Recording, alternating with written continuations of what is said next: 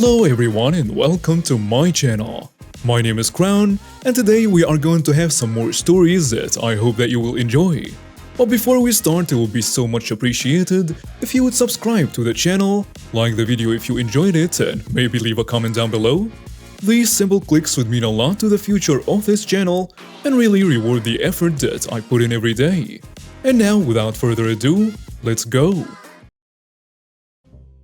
First story. I've been told you'd like to hear about my grandmother. My grandmother got married in 1962 to a young man in the military. For a wedding present, their parents bought them a house in a nice suburb. White picket fence, whole 9 yards.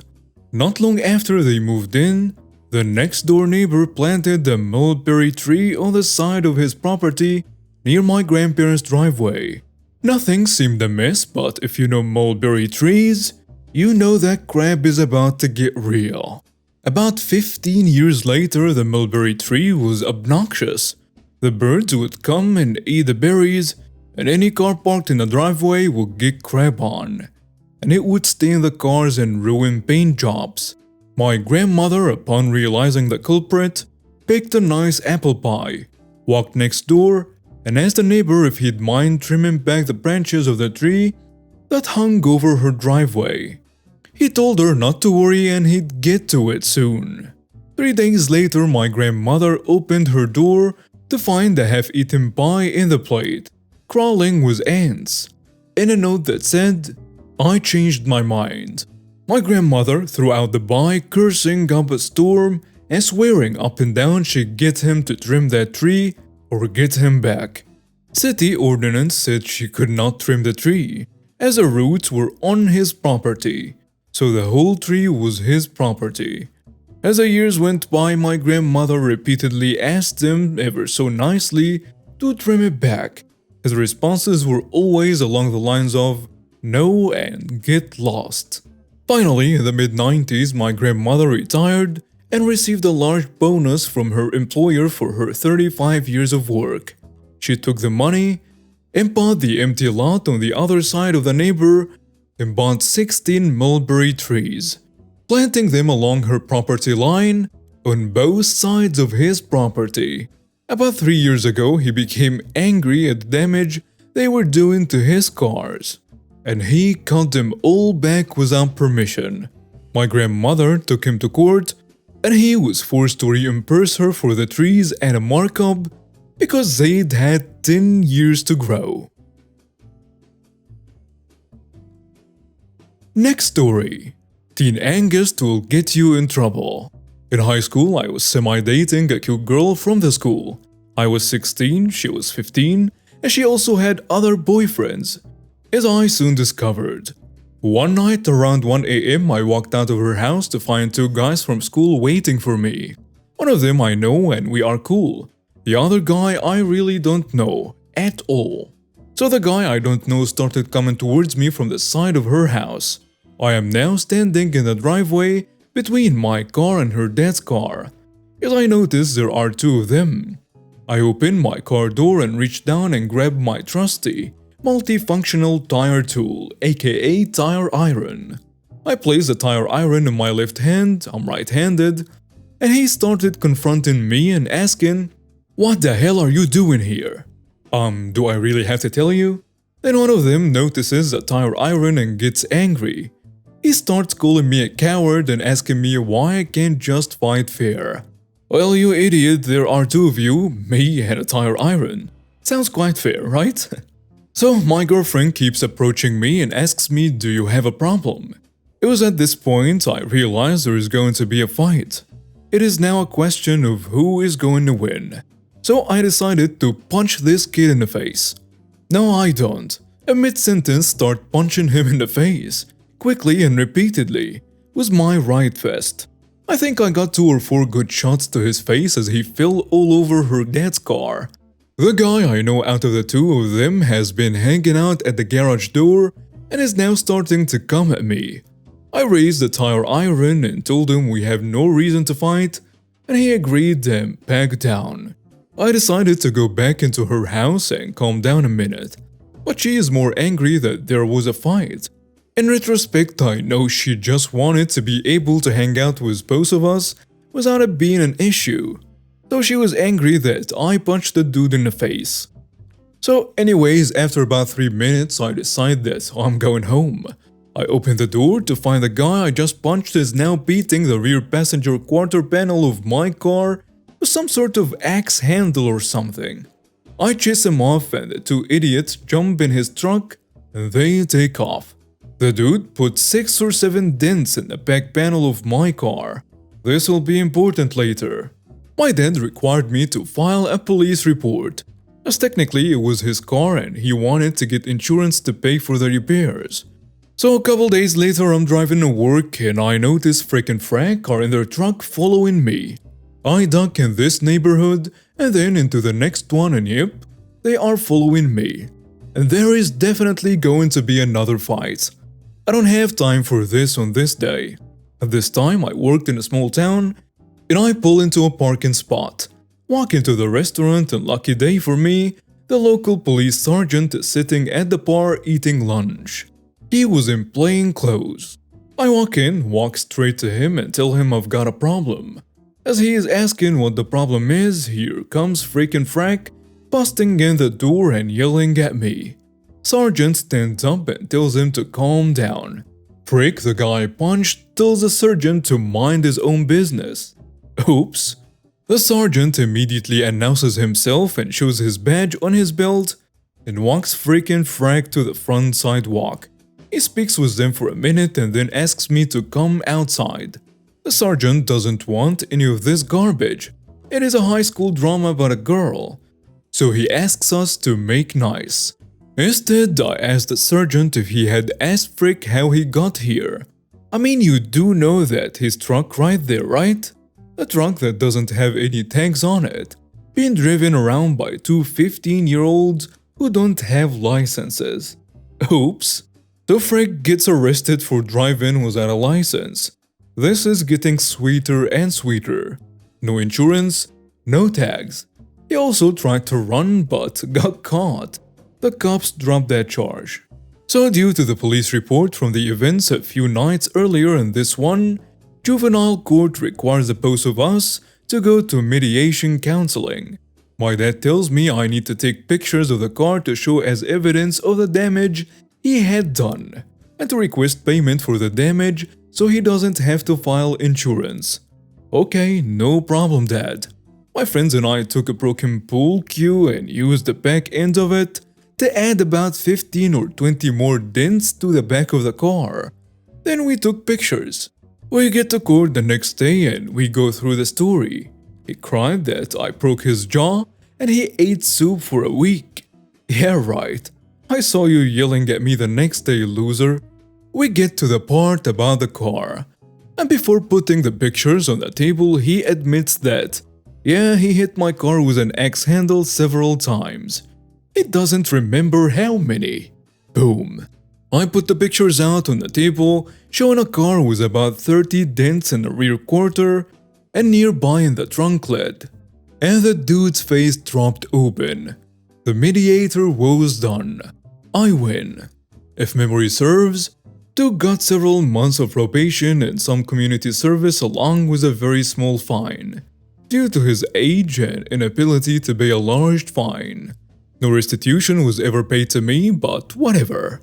His aunt and uncle were done with his crap and shipped him off to live with another family several counties away, and I never saw that idiot again. So dude, here's to you being a total jerk. Next story. Bad roommate gets owned. Alright, I have a story about my bad roommate from 2 years ago. Background on the roommate. This guy was horrible. He was going to college for no reason and was on a full ride through financial aid and bragged constantly about it. The problem was that his parents are millionaires and he makes a ton of money showing cattle, while I'm white and squarely middle class and get only $500 per year in financial aid while paying out of pocket and with loans. He also bought a brand new $40,000 truck while in college because he doesn't have to pay a cent for his college education. Just to give you an example.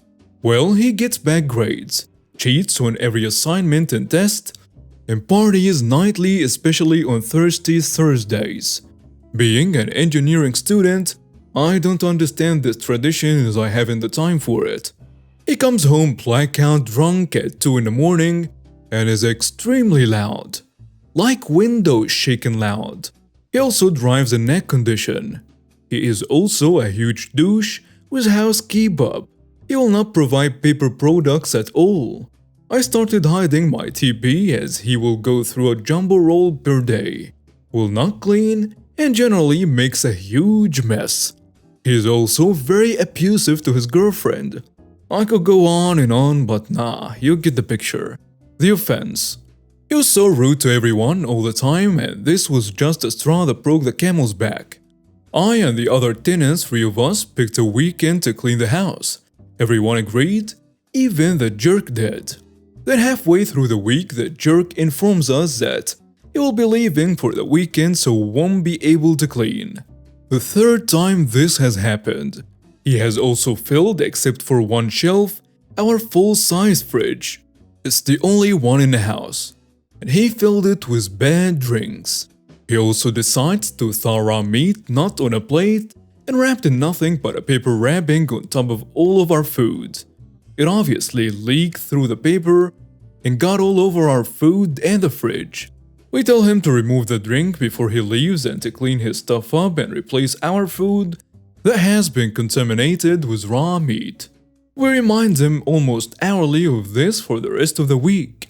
Friday comes around and by the time the rest of us get back from class, that jerk is gone. He has done nothing and we are extremely angry. The revenge. We cleaned the house that weekend anyway. We also took the thawed meat from the fridge, and since his truck was still there, his girlfriend drove that weekend, we grabbed his spare keys and spread that nonsense all over the engine. Have fun when that puppy heats up. Well then, we then removed the drinks, 80-something cans, from the fridge and set it in our yard with a sign, free drinks. And we waited. 3/4 of the drinks was gone by that night, so we took the rest of it back inside and shook the crap out of every single can of them, then hid them all over the house. We also replaced his pillow with cans since he launched himself onto his bed, and we then waited. The jerk returns and, being the definition of stupid doesn't notice anything, goes to his room and flops onto his bed. Thunk. What the heck? Why is there spilled drink on my pillow? We are dying laughing but managing to keep it quiet. He confronts us about it and we just tell him he should have moved his drinks and not ditched cleaning. He never noticed most of it was gone. He was angry as his tiny brain couldn't register that he was supposed to clean too, and in general pitch in and not be a douche. Then came the kicker. Throughout the week he kept complaining that his truck smelled awful and that he couldn't figure out why.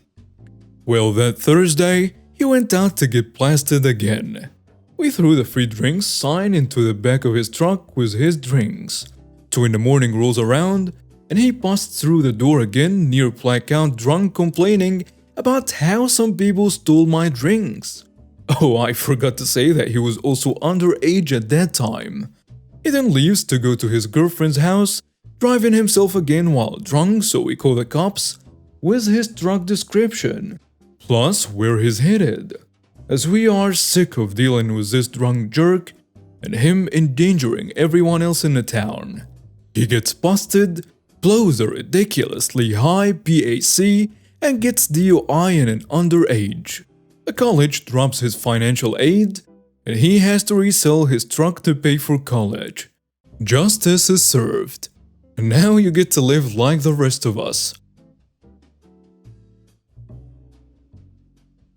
Next story. Landlord tried to exploit me for the free labor.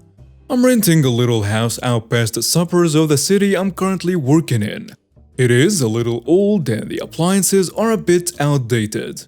but it was much cheaper than a 2-bedroom apartment downtown, and I move around every couple of years for work. My landlord lives out of state and doesn't have anyone local, so for the past year and a half, I haven't talked to anyone. Just pay my rent on time and keep doing my thing. About 4 months ago, plumbing issues started popping up, and 2 major appliances decided to give up the ghost. I notified my landlord via email and written letter. I rent a lot and have learned to abide by the exact wording in a lease. After several follow-up emails and phone calls, a local handyman showed up to look at everything and provide a quote. After receiving the quote for parts plus labor, the landlord told me flat out that they will not be paying for the repairs. They said that since I'm an engineer, they would allow me to purchase parts, install them, and then deduct the cost of the repairs from my rent payment. They said it was either this or learn to make do. I was not super thrilled at this response. I replied back to them saying that if they were willing to deduct my time and cost of the parts from my rent, that I would get started immediately. Then I would get started immediately. Thank you very much. They were thrilled to hear it and asked me to send receipts for the records when everything is finished. Great! Now to put together all pieces and get to work. The first step was to file for an LLC with my current state. Next, I set up some cameras and borrowed a GoPro from one of my hiking mates. I was able to document all the repairs process from me watching YouTube videos of how to do things to me making multiple runs to the parts store to get that piece I didn't know I needed. And here is the kicker. At my day job, I make over $50 an hour. That is what my time is valued at. The final bill for everything has worked out to be 12% higher than the quoted cost. And the landlord is very upset. But my lawyer added to the email chain has kept him very civil. And now we have reached the end of today's stories. Thank you for watching and see you next time.